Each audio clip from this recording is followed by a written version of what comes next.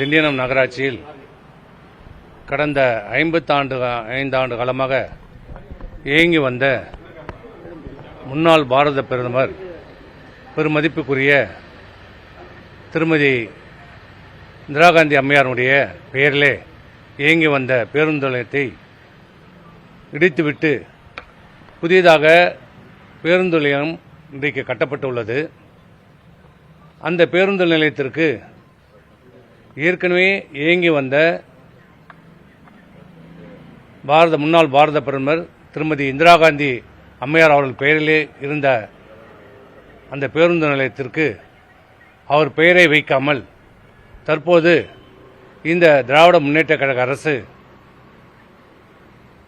அதனுடைய முதலமைச்சர் அவருடைய தந்தை முன்னாள் முதலமைச்சர் திரு மு கருணாநிதி பெயர் அவர்களை இன்றைக்கு சூட்டுவதற்கு பேருந்து நிலையத்தை திறப்பதற்கு முன்பாகவே கடந்த 1 மாத காலத்துக்கு முன்பாகவே அவசரமாக அவருடைய பெயரை எங்கே பொருத்தியிருக்கிறது. இந்த திண்டிவனம் பேருந்து நிலையம் என்பது வரலாற்று சிறப்பு மிக்க ஒரு பேருந்து நிலையம். 1973ஆம் ஆண்டு அன்றைய பாரத பிரதமராக இருந்த பெருமதிப்புக்குரிய திருமதி இந்திரா காந்தி அம்மையார் அவர்கள் நேரடியாக திண்டிவனம் நகருக்கு வருகை தந்து தன் பெயரில் அமைந்த அந்த பேருந்து நிலையத்தை திறந்து வைத்தார். இது திண்டிவனம் நகரத்திற்கு ஒரு பெருமையாக இருந்தது. இன்றைக்கு திருமதி இந்திரா காந்தி அம்மையாருடைய பெயரை மறைத்துவிட்டு அவருடைய பெருமையை மறைத்துவிட்டு இன்றைக்கு திராவிட முன்னேற்ற கழகம் காங்கிரஸ் கூட்டணி ஆட்சியில் இருப்பதாக சொல்லிக் கொண்டிருக்கிற இந்த இந்தியா கூட்டணி இன்றைக்கு அதனுடைய தலைவரான காங்கிரசுடைய பேரியக்கத்தின் மிகப்பெரிய தலைவரான இந்திய தேசத்தினுடைய ஒரு மிகப்பெரிய தலைவரான பெருமதிப்புக்குரிய திருமதி இந்திரா காந்தி அம்மையாருடைய பெயரை நீக்கிவிட்டு எடுத்துவிட்டு தூக்கி எறிந்துவிட்டு திரு மு கருணாநிதி பெயரை வைப்பதற்கு என்ன காரணம்? நாங்கள் திரு மு கருணாநிதி பெயரை வைப்பதை பற்றி நாங்கள் எந்தவித ஆட்சேபனையும் சொல்லவில்லை. ஏன்னா இது அவருடைய ஆட்சி. சட்டமன்றத்தில் இருந்து கழிப்பறை வரை அவர்கள் யார் பெயர் வேணாலும் வைத்துக் கொள்ளட்டும், அது அவருடைய உரிமை, வைத்துக் கொள்ளட்டும். இன்றைக்கு தமிழ்நாடு முழுவதும் எங்களுடைய அனைத்து இந்திய அண்ணா திராவிட முன்னேற்ற கழகம் எடப்பாடி ஆட்சியில் கொண்டுவரப்பட்ட கடந்த 10 ஆண்டு காலத்திலே கொண்டுவரப்பட்ட திட்டங்களை தான் இந்த 5 ஆண்டு காலத்திலே இந்த அரசு நிறைவேற்ற திட்டங்களை இன்றைக்கு தங்களுடைய பெயர்களை தன்னுடைய தந்தையுடைய பெயர்களை சூட்டி வருகிறது. இன்னும் சொல்ல போனால் திரு கருணாநிதி அவர்களாவது தமிழ்நாட்டினுடைய முதலமைச்சராக இருந்தார், பரவாயில்ல. ஆனால் செஞ்சியில பேருந்து நிலையத்துக்கு ஒரு பெயர் வைத்திருக்கிறார்கள். யார் அவர்? திருமதி அஞ்சுகம். திருமதி அஞ்சுகம் என்ன இந்திய எதிர்ப்பு போராட்டத்தில் தியாகியா? இந்த தமிழ்நாட்டுக்காக உழைத்த தியாகியா? யார் அவர்? திருமதி அஞ்சுகம் பஸ் நிலையம் என்று பெயர் வைத்திருக்கிறார்கள். இப்படி இந்த ஆட்சியிலே பெயர்களை வைத்துக் கொண்டு சூட்டிக் கொண்டு வருகிறார்கள். இதுக்கு காலம் பதில் சொல்லும், விரைவிலே காலம் பதில் சொல்லும். தேர்தல் வர இருக்கிறது, ஆட்சி மாற்றம் வர இருக்கிறது, மீண்டும் அம்மாவுடைய ஆட்சி எடப்பாடி தலைமையில் அமையும். இதற்கெல்லாம் நாங்கள் ஒரு முடிவு கட்டுவோம். ஆனால் நாங்கள் கேட்பது என்னவென்றால், உங்களுடைய கூட்டணி இன்றைக்கு காங்கிரஸ் திமுகவை விடுங்க, காங்கிரஸ் ரோஷமுள்ள ஒரு காங்கிரஸ்காரன் கூட இதுவரை இதை கேள்வி கேட்பதற்கு வக்கில்லை, துப்பில்லை. சரி, காங்கிரஸ் தலைவர் செல்வ பிறந்தகை அவர் உண்மையான பிறவி காங்கிரஸ்காரர் இருந்தா அவருக்கு அந்த உணர்வு இருக்கும், ரோஷம் இருக்கும், எல்லாம் இருக்கும். அவர் 5 கட்சி அமாவாசை, அதனால அவருக்கு அந்த ரோஷம் இருக்காது. ஆனா உண்மையான காங்கிரஸ்காரன் சொல்ற ப. சிதம்பரம், ஆனா அவரும் உண்மையான காங்கிரஸ்காரர், அந்த கட்சியினுடைய சோதனையான காலகட்டத்தில் விட்டு போனவர், அதனால அவருக்கும் அந்த ரோஷம் இருக்காது. மற்ற காங்கிரஸ்ல இருக்கின்ற அந்த நிர்வாகிகளும் தலைவர்களும் என்ன செய்து கொண்டிருக்கிறார்கள்? இன்னைக்கு சீட்டுக்கு பிச்சை எடுத்துக் கொண்டிருக்கிறார்கள். திமுகவுடன் இன்னைக்கு கூடுதல் சீட்டு வேண்டும் என்று பிச்சை எடுக்கிற கெஞ்சி கொண்டிருக்கின்ற அந்த காங்கிரஸ்காரர்கள் என்ன செய்து கொண்டிருக்கிறார்கள்? உங்களுடைய தலைவர் உங்களை வாழ வைத்த தலைவர், இந்தியாவை தலைநிமிர வைத்த ஒரு தலைவர், பெருமதிப்புக்குரிய இந்திரா காந்தி அம்மையாருடைய அவரே நேரில் வந்து திறந்த ஒரு பேருந்து நிலையத்திற்கு அவர் பெயரை எடுத்துவிட்டு தூக்கி எறிந்து விட்டு அவமரியாதை செய்துவிட்டு கருணாநிதியினுடைய பெயரை வைப்பதற்கு என்ன காரணம்? இந்திரா காந்தி அம்மையாரை விட கருணாநிதி பெரியவரா? இந்த நாட்டுக்கு உழைத்து விட்டாரா? இந்த நாட்டுக்காக உயிர் தியாகம் செய்தது யார்? அப்படிப்பட்ட இந்திரா காந்தி அம்மையாருடைய பெயரை நீக்குவதற்கு இதுவரை ஒரு எதிர்ப்பும் இல்லை. 4ஆம் தேதி முதலமைச்சர் அவர்கள் இதை திறக்க இருக்கிறார்கள். திறக்கட்டும், சந்தோஷம். ஆனால் எங்களுடைய கோரிக்கை, நாங்கள் அனைத்து இந்திய அண்ணா திராவிட முன்னேற்ற கழகம் தான், எங்களுக்கு எதிரணியில் இருக்கிற காங்கிரஸ் தான். இருந்தாலும் நாங்கள் கோரிக்கை வைக்கிறோம். ஏன் வைக்கிறோம்? இந்த நாட்டுக்காக உயிர் தியாகம் செய்த ஒரு தலைவர். 1000 கருத்து வேறுபாடுகள் இருக்கலாம், எல்லாருக்கும் கருத்து வேறுபாடு இருக்கலாம், அவங்களுடைய சில திட்டங்கள், கொள்கைகள் எல்லாருக்கும் கருத்து வேறுபாடு இருக்கிறது, இல்லை என்று சொல்லவில்லை. ஆனால் அவர் ஒரு தேசத்தினுடைய தலைவர், இந்த இந்திய திருநாட்டுக்காக தன் உயிரையே தியாகம் செய்தவர். அப்படிப்பட்ட பெருமதிப்புக்குரிய திருமதி இந்திரா காந்தி அம்மார் அவரே நேரில் வந்து திண்டிவனம் நகரத்திலே வந்து இந்த பேருந்து நிலையத்தை திறந்து வைத்தார். அதனால்தான் நாங்கள் கேட்கிறோம், முதலமைச்சரை கேட்கிறோம், உங்கள் கூட்டணியில் இருக்கிற, நீங்கள் அங்கம் வகித்துக் கொண்டிருக்கின்ற காங்கிரஸ் பெருந்தலைவர், நாங்கள் வேற யாரும் வைக்க சொல்ல, எங்க அம்மா பேர் வைக்க சொல்ல, எப்படி உங்கள் ஆட்சி வந்தவுடனே அம்மாவுடைய பெயரில் இருந்த ஒரே காரணத்துக்காக பல்கலைக்கழகத்தை நீங்கள் நீக்கினீர்களோ, எடுத்தீர்களோ, மூடினீர்களோ? அதுபோல இல்ல, உங்க கூட்டணி கட்சியினுடைய தலைவருடைய பெயரை தான் நாங்கள் சூட்ட வேண்டும் என்று சொல்கிறோம். வேற எந்த காரணமும், எந்த உள்நோக்கமும் கிடையாது, எந்த அரசியலும் கிடையாது எங்களுக்கு. ஆகவே காங்கிரஸ்காரர்களுக்கு ரோஷமும் இல்லை, சூடு சொரணை இல்லை. அவர்கள் கேட்க மாட்டார்கள். அவர்களுக்கு ஒரு சீட்டு பிச்சை போட்டால் போதும், எல்லாத்தையும் மறந்து விடுவார்கள். அந்த தலைவருக்கு இந்த கட்சியினுடைய உண்மையான தொண்டர் இல்லை, விசுவாஸ் இல்லை. நாளைக்கு வேற எந்த கட்சிக்கு வேணாலும் போவார். இதுவரைக்கும் 5 கட்சி போயிட்டார், நாளைக்கு எந்த கட்சிக்கு போவார்னு தெரியாது. அவர்களிடம் எதிர்பார்ப்பது எந்த நியாயமும் இல்லை. ஆகவே நேரடியாக நாங்கள் தமிழக அரசிற்கும் தமிழ்நாடு முதலமைச்சருக்கும் நேரடியாக நாங்கள் கோரிக்கை வைக்கிறோம். திண்டிவனம் நகரத்தின் சார்பாக கோரிக்கை வைக்கிறோம். அண்ணா திமுகவுடைய மாவட்ட செயலர் என்ற முறையிலோ, நாடாளுமன்ற உறுப்பினர் என்ற முறையிலோ நாங்கள் கோரிக்கை வைக்கலை. திண்டிவனம் நகர மக்களுடைய சார்பாக நாங்கள் வைக்கிற கோரிக்கை, தயவு செய்து பெருமதிப்புக்குரிய முன்னாள் பாரத பிரதமர் இந்திரா காந்தியினுடைய பெயரை நீங்கள் சூட்ட வேண்டும் என்று எங்களுடைய கோரிக்கை வைக்கிறோம். அதை நிறைவேற்றி தருவீர்கள் என்று நாங்கள் நினைக்கிறோம்.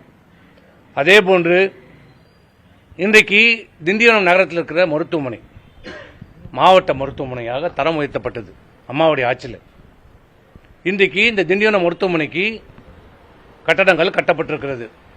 முதலமைச்சர் அவர்கள் அதை திறந்து வைக்க இருக்கிறார்கள். ஆனால் என்ன நிலைமை? அங்க மட்டுமில்ல, விழுப்புரம் மாவட்டம் முழு மருத்துவமனையிலே மருந்து இல்லை, ஊசி இல்லை, அடிப்படை வசதிகள் இல்லை. நேற்று முண்டியம்பாக்கம் மருத்துவமனைக்கு சுகாதாரத்துறை அமைச்சர் வருகிறார். அவர் வருவதற்கு முன்பு முக்கியமான ஒரு விருந்தாளி அவருக்கு முன்பு சென்று ஆய்வு செய்கிறார். அவசர சிகிச்சை பிரிவில் அவருக்கு முன்னாடி போய் ஆய்வு செய்கிறார். யார் என்றால் திருநாய் சென்று ஆய்வு செய்கிறது. அதையும் இந்த சுகாதாரத்துறை அமைச்சர் பார்த்துக் கொண்டே அதை தட்டி கொடுத்து கொண்டு போகிறார். இதுதான் இன்றைக்கு இருக்கிற நிலைமை. மருத்துவர்கள் இல்லை, மருத்துவ பணியாளர்கள் இல்லை, சுகாதார பணியாளர்கள் இல்லை, மருந்து இல்லை, மாத்திரை இல்லை, ஊசி இல்லை. அதை விட கொடுமை, திண்டிவனம் மருத்துவமனையில் கடந்த ஓராண்டு காலமாக விபத்தில் இறந்தால் அவர்களை பிரேத பரிசோதனை செய்யப்படுவது இல்லை. மிக அதிர்ச்சிகரமான தகவல். ஏன்னா திண்டிவனம் நகரம் என்பது ஒரு முக்கியமான நகரம், அனைத்து பகுதியிலும் இணைக்கிற ஒரு நகரம், அடிக்கடி விபத்து நிறைந்த ஒரு பகுதி என்று போலீசாரால் குறிப்பிடப்பட்ட இடம் திண்டிவனம் நகரம். அடிக்கடி விபத்து ஏற்படுகிற நகரம், டிராமா சென்டர் இருக்கிற இடம் இங்க. ஆனால் விபத்தில் பாதிக்கப்பட்டு இறந்தால் அவர்கள் உடனடியாக பரிசோதனை செய்வதற்கு இங்கே பரிசோதனை கூடம் இல்லை, பிரேத பரிசோதனை செய்வதற்கு மருத்துவர்கள் இல்லை, மருத்துவ உதவியாளர்கள் இல்லை. எங்கே செல்கிறார் என்றால் முண்டியம்பாக்கத்திற்கு அனுப்புகிறார்கள், இல்லை செஞ்சியிலிருந்து கூப்பிடுகிறார்கள். செஞ்சியில தாலுகா மருத்துவமனையில் இருக்கிறது, ஆனால் திண்டிவனம் தலைமை மருத்துவமனையில் மருத்துவர்கள் இல்லை. அவலமான நிலைமை. இதுதான் இன்றைக்கு இந்த ஆட்சியாளருடைய நிலைமை. ஆகவே இது எல்லாம் சரி செய்ய வேண்டும் என்று நகர மக்கள் சார்பாகவும் அனைத்து இந்திய அண்ணா திராவிட முன்னேற்ற கழகத்தின் சார்பாகவும் எங்களுடைய கோரிக்கை வைக்கிறோம். மீண்டும் மீண்டும் முதலமைச்சருக்கு நாங்கள் கேட்பது, பெரும் மதிப்புக்குரிய உங்கள் கூட்டணியில் இருக்கிற, எங்கள் அங்கம் வகித்துக் கொண்டிருக்கிற, நேற்று கூட டெல்லிக்கு சென்று அந்த பெருமதிப்புக்குரிய முன்னாள் பாரத பிரதமர் இந்திரா காந்தியினுடைய பேரனை சந்தித்து, திரு ராகுல் காந்தியை சந்தித்து, எங்கள் கூட்டணி விட்டு போய்விடார்கள், எங்கள் கூட்டணி விட்டு போய்விடார்கள், உங்களுக்கு என்ன வேணாலும் செய்கிறோம், எது வேணாலும் செய்கிறோம் என்று பேசுகிற நீங்கள் ஏன் அவருடைய பாட்டி, அவருடைய இந்திரா காந்தி பெயரை வைப்பதற்கு மறுக்கிறீர்கள்? அப்போ உங்களுக்கு இன்னும் அந்த வன்மம் இருக்கிறது, இந்திரா காந்தியின் மீது உங்களுக்கு அந்த வன்மம் இருக்கிறது, கோபம் இருக்கிறது. மதுரை மாநாட்டிலே இந்திரா காந்தியை கல்லை வைத்து தாக்கிய நீங்கள் அந்த ரத்தத்தை பெண்ணுக்கு வருகிற ரத்தம் என்று சொல்லி கேவலப்படுத்திய நீங்கள் இன்னும் அந்த அருவருப்பும் கோபமும் உங்களுக்கு இருக்கிறது. அதுதான் காரணம் திருமதி இந்திரா காந்தி பெயரை வைப்பதற்கு நீங்கள் மறுப்பது என்றுதான் நாங்கள் எடுத்துக்கொள்ள முடியும். ஆகவே திண்டிவனம் நகரத்தில் அந்த பெருமை வாய்ந்த பேருந்து நிலையத்திற்கு திருமதி இந்திரா காந்தி அம்மையார் பெயரை மீண்டும் சூட்ட வேண்டும் என்று கேட்டுக்கொள்கிறேன்.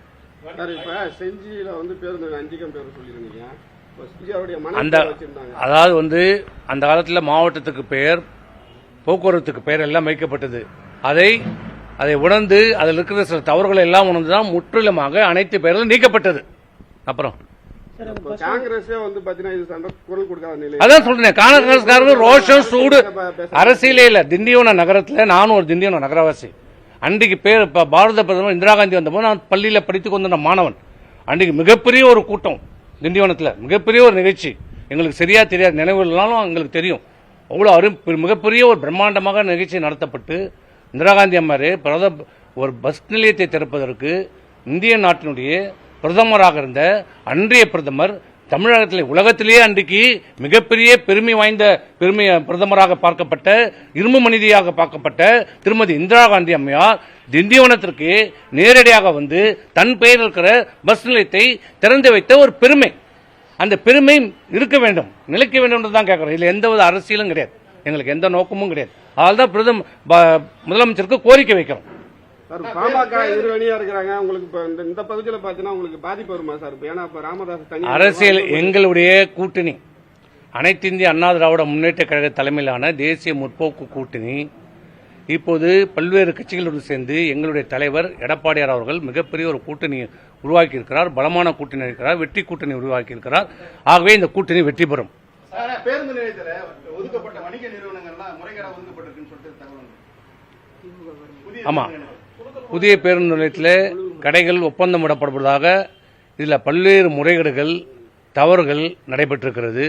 முதல்ல அந்த கடைகளை ஒப்பந்தத்தை விடுவதற்கு ஆன்லைன் டெண்டர் விட்டார்கள். பிறகு ஆன்லைன் டெண்டர் விட்ட உடனே நாங்கள் கேள்விப்பட்டது, ஆன்லைன் டெண்டர் விட்டால் அங்கு இருக்கிற திமுக நிர்வாகிகளுக்கு லாபம் கிடைக்காது, அவர்களால் எடுக்க முடியாது என்று அவர்கள் வற்புறுத்தி அழுத்தம் கொடுத்து அந்த ஆன்லைன் டெண்டரை ரத்து செய்தார்கள். ரத்து செய்து இப்போது ஒரு ஒப்பந்தத்தை கொண்டாந்திருக்கிறார்கள். அது கூட முழுமையாக கொண்டாந்தார்கள் என்றால் அந்த ஒப்பந்தத்தை 3ஆக பிரித்திருக்கிறார்கள். இது அதைவிட மிகப்பெரிய முறைகேடு. 3 ஒப்பந்தமாக பிரித்திருக்கிறார்கள். முதல் கட்டம், 2ஆம் கட்டம், 3ஆம் கட்டம். ஆக பார்த்து அவர்கள் வேண்டியவர்களுக்கு, திமுக அவருக்கு வேண்டியவர்களுக்கும் திமுக லாபம் கிடைப்பதற்காக இது முறைகேடாக, தவறுதலாக மிகப்பெரிய ஊழல் நடைபெற்றிருக்கிறது இந்த டெண்டரில் என்பது.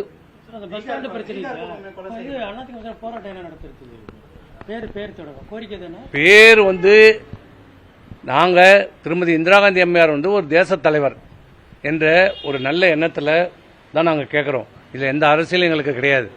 கோரிக்கை வைக்கிறோம். 4ஆம் தேதி வராரு, இருப்பது கொஞ்ச நாள் தான், இன்னும் 3 நாள் 4 நாள் தான் இருக்குது. ஆகவே இந்த கோரிக்கையை நேரடியாக நாங்கள் தமிழ்நாடு அரசுக்கு வைக்கிறோம். இதை பர்சனலைஸ் செய்து அந்த பாரத பிரதமர் இந்திரா காந்திக்கு பெருமை சேர்க்க வேண்டும். அப்படி பெருமை சேர்த்தால் உங்களுக்கும் பெருமை, இந்த தமிழ்நாடு அரசுக்கும் பெருமை என்பதுதான் எங்களுடைய கோரிக்கை.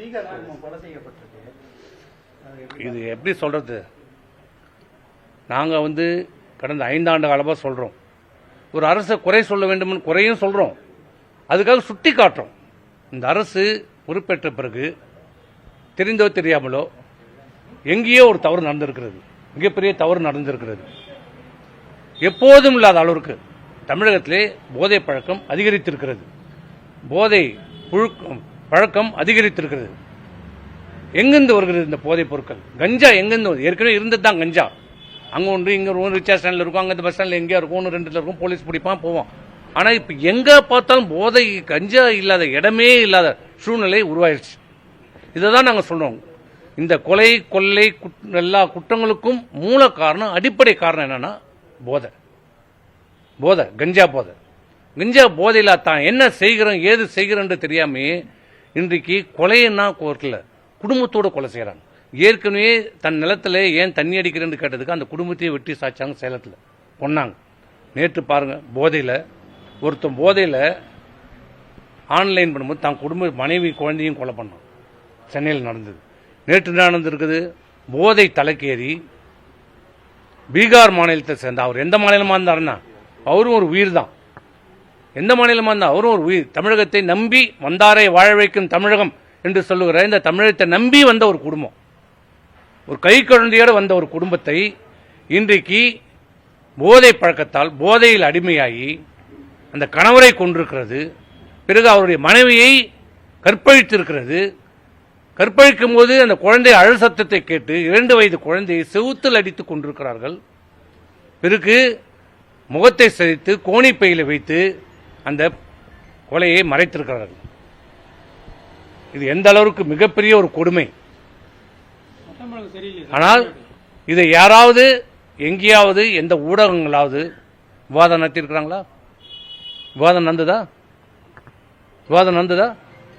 அதை விட்டு விஜய் எங்க போவாரா, காங்கிரஸ் எங்க வருவாரா, இதுவா முக்கியம்? அவர் எங்க போனா இவர் எங்க போனா பண்ணுங்க விவாதம். ஆனால் நேற்று நடந்தது என்ன? ஒரு குடும்பமே ஒரு போதையால் கொலை செய்யப்பட்டிருக்கிறது. அதை பற்றி பேசுவதற்கு இந்த ஊடகம் தயாராக இல்லை. ஆக சட்டம் ஒழுங்கு முற்றிலுமாக சீரழிந்து விட்டது என்று கூட சொல்ல மாட்டேன். சட்டம் ஒழுங்கு இந்த அரசின் கையிலே இல்லை. காவல்துறை என்று ஒன்று இல்லை. ஆக இதை இனியும் இந்த அரசை தொடரவிட்டால் தமிழகம் சுடுகாடாக மாறிவிடும். மத்திய அரசு இதில் உன்னிப்பாக கவனம் செலுத்தி இதிலே நடவடிக்கை எடுக்க வேண்டும். சார், இப்போ நீங்கள் மாநிலங்களவை உறுப்பினர் இருக்கீங்க, வரும் சட்டமன்ற தேர்தலில் போட்டிடுவீங்களா, போட்டிட மாட்டீங்களா? நான் சட்டமன்ற தேர்தலில் போட்டிடுறேன். இல்லை சார், இப்போ அந்த திமுக ஆட்சியில் இப்போ டெண்டர் முறையில் தமிழ்நாடு முழுவதுமே பல்வேறு ஊழல் குற்றச்சாட்டுகளை கிட்டத்தட்ட 4 லட்சம் கோடி பல்வேறு துறையின் சார்பாக ஊழல் நடைபெற்றிருக்கிறது என்பதை பட்டியலிட்டு ஒரு துறை வாரியாக பட்டியலிட்டு நாங்கள் ஆளுநரிடம் கொடுத்திருக்கிறோம். அதில் இதே ஒன்று பஸ் ஸ்டாண்டும் ஒன்று. நவீன ஊழல், திமுக என்றாலே ஊழல், நவீன ஊழல். இந்த பஸ் ஸ்டாண்ட் எப்படி கட்டுறாங்க பாத்தீங்களா? அவங்களாம் முதல்ல பஸ் ஸ்டாண்ட் கட்டுறதுன்னு ஒரு முடிவு பண்ணுவாங்க, யாருக்கும் சொல்ல மாட்டாங்க. அவங்க வேண்டிய ரியல் எஸ்டேட்காரங்க கூப்பிடுவாங்க, இந்த இடத்துல நாங்கள் பஸ் ஸ்டாண்ட் கட்ட போறோம், நீ இடத்த வாங்க. அவர் ஒரு 100 ஏக்கர் வாங்குவார், 200 ஏக்கர் வாங்குவார். சும்மா அங்கே விலைக்கு 1 லட்சம் 2 லட்சம் இருக்கும், ஒரு 100 ஏக்கர் ஒரு 2 கோடி 5 கோடியில் வாங்கிடுவார். அப்புறம் என்ன பண்ணுவார்? இவங்க பஸ் ஸ்டாண்டை அறிவிப்பாங்க. திமுக அரசு ஒரு பஸ் ஸ்டாண்டை அறிவிப்பாங்க, நாங்கள் இந்த இடத்துல பஸ் ஸ்டாண்ட் நிலையம் எங்க வேலை வாங்கினாங்களோ அந்த இடத்துல நாங்கள் பஸ் நிலையம் அமைக்க போறோம்னு அந்த ரியல் எஸ்டேட்கார அவர் பெரிய தியாகி மாதிரியும் பெரிய நாட்டுக்கு தேசத்துக்கு அப்படியே வாரி வாரி இறைக்கிற மாதிரியும் அவர் அந்த வாங்கின 100 ஏக்கர்லேருந்து ஒரு 5 ஏக்கர் கொடுப்பார், தானம் கொடுப்பார். யாருக்கு? திமுக அரசுக்கு. அந்த 5 ஏக்கர்ல 5 ஏக்கர் சுத்தி எங்கன்னா நடுவில் கொடுப்பாங்க. ஓரமா கொடுத்தா அந்த இடத்த டெவலப் பண்ண முடியாது. அந்த 100 ஏக்கருக்கு நடுவில் கொடுப்பாங்க. அப்ப என்ன ஆகும்? 100 ஏக்கருக்கு போறதுக்கு வழி, ரோடு, லைட்டு, தண்ணி வசதி எல்லாமே யார் செலவுல? அரசாங்க செலவுல, மக்களுடைய வரி பண்ண செலவுல அதை அபிவிருத்தி பண்ணுவாங்க. பண்ணி அப்ப என்ன ஆகும்? 2 லட்சம் ரூபாய்க்கு வாங்கின ஏக்கர் என்ன பண்ணும்? 1 கோடி 2 கோடின்னு போகும். ஒரு 2 கோடி ரூபாய்க்கு இடம் வாங்கி 200 கோடி ரூபாய்க்கு விற்பார். இப்படிதான் கள்ளக்குறிச்சியில் நடந்தது. அது வழக்கில் இன்னைக்கு அந்த கள்ளக்குறிச்சி பஸ் ஸ்டாண்டை தடை கொடுத்துருக்காங்க, கட்டக்கூடாது. ஆனால் அதையும் மீறி கட்டி கொண்டிருக்காங்க. நீதிபதி சொல்லியிருக்காரு, நீங்க கட்டினா அதை இடிச்சு இறக்கிடுவோம். கள்ளக்குறிச்சி, இப்போ உளுந்தூர்பேட்டை, திருச்சி, இப்படி பல்வேறு ஊரில் இப்படி நவீனமயமாக இன்றைக்கு பஸ் ஸ்டாண்ட் கட்டுகின்ற பேரில் கோடிக்கணக்கான பணத்தை இன்றைக்கு ஊழல் செய்திருக்கிறது. இதுதான் இந்த ஆட்சி. ஒரு உதாரணம், சாம்பிள். 10 வருஷமா உங்க ஆட்சி தான் இருந்தது. உங்க ஊர்ல பஸ் ஸ்டாண்ட் நல்ல விஷயம் தானே பஸ் ஸ்டாண்ட் கொண்டு வந்தீங்க. பஸ் ஸ்டாண்ட் கொண்டு வந்து கெட்ட விஷயம் எங்க சொன்னேன்? பஸ் ஸ்டாண்ட் வந்ததில்ல நான் எந்த எப்படி சொல்ல, ஏன்னா நாங்களே அதே இடத்துல இன்னும் கேட்டா பஸ் ஸ்டாண்ட் கொண்டு வந்து நான் எப்பயுமே எங்கேயும் தவறுன்னு சொல்லல. பஸ் ஸ்டாண்ட் வந்தது நல்லது. இது கடந்த 15 ஆண்டு காலமும் 20 ஆண்டு காலமும் அது பிரச்சனை இருந்தது. அந்த பஸ் ஸ்டாண்டு அந்த இடத்துல வந்தா நீர் புறம்போக்கு இருக்குது, சரி வராது. நாளைக்கு எந்த காலத்துல பிரச்சனை வரும் தான் நான் அமைச்சராக இருக்கிற போது முதல்ல வக்ஃப் போர்டில் இடத்த பேசி அதை லீஸுக்கு வாங்கி கொடுத்து அது டெம்பரரி பஸ் ஸ்டாண்ட் ஓப்பன் பண்ணி என் நிதியில் போர்லாம் போட்டு லைட்லாம் போட்டு ஓப்பன் பண்ணோம். ஆனால் ஆட்சி மாற்றம் வந்த உடனே இடமும் பணமும் ஒதுக்கிட்டோம். அப்போ அன்னைக்கு காலகட்டத்தில் அது 6 கோடி ரூபாய் பஸ் ஸ்டாண்ட் ஒதுக்கணும். ஒதுக்கியிருந்தா அன்றைக்கு அந்த பஸ் ஸ்டாண்டில் கட்டப்பட்டிருந்தா இந்த பக்கம் விபூர்த்தி நகராட்சி வளர்ந்துருக்கும். ஆனால் ஆட்சி மாற்றவுடனே திமுக அரசு அந்த டெண்டரை ரத்து செய்தது. அப்புறம் பிறகு சரி நான் ஒரு கட்டத்தில் விட்டுட்டேன், சரி எங்கேயா வந்துட்டு போடணும். இதே இடத்துல நாங்களும் தான் இதே இப்போ நீங்கள் சொல்லுகிற இடத்துல தான் நாங்களும் பஸ் ஸ்டாண்ட் சரி ஏதாவது வந்துட்டோன்னு விட்டோம். ஆனால் நாங்கள் எடுத்த டெண்டர் விட்ட போது ஒப்பந்தம் விட்ட போது அது ஒப்பந்தத்தில் 2 முறை 3 முறை ஒருத்தர் சரியான ஒப்பந்தக்காரர் கிடைக்கல. இப்போ திமுக ஆட்சியில் வந்து ஒப்பந்தம் எடுத்துருக்காங்க. பஸ் ஸ்டாண்டு வந்ததில் எங்களுக்கு எந்த வித குறையும் கிடையாது. நாங்கள் அதில் வரவேற்கிறோம், அதில் வந்து பிரச்சனை இல்லை. ஆனால் முறையாக கட்டப்பட்டிருக்கிறதா என்ற கேள்வி இன்னி வரைக்கும் இருக்கிறது. காலம்தான் பதில் சொல்லும்.